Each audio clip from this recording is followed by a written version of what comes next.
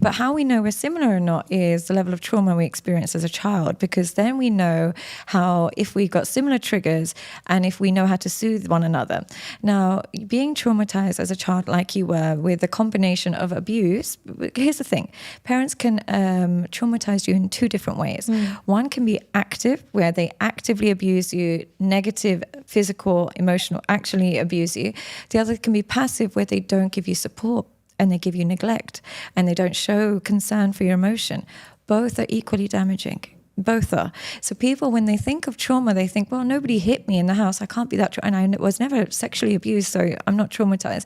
But having a parent watching you in pain and not offering you a hand is trauma. Because what happens then is a child has no one to soothe their emotions. When they're going through pain, they have no one to soothe them. So nobody's there to kind of coddle them. So they then have to do it to themselves, and they don't know how to soothe themselves. So they develop coping mechanisms. And what these coping mechanisms tend to look like is very self-sabotaging. What a coping mechanism might be is being incredibly addicted to something. It might be addicted to a person, might be addicted to a feeling, might be addicted to a substance.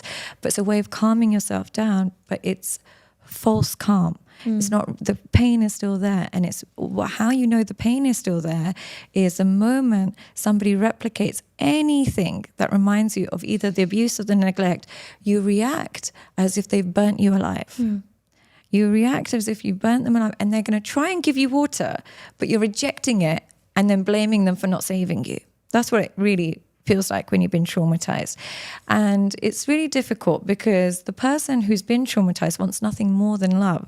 But because it's so unfamiliar to them, when they get it, they're suspicious of it and they reject it and they test it and they punish the person who's trying to love them unless they meet somebody who's bad for them.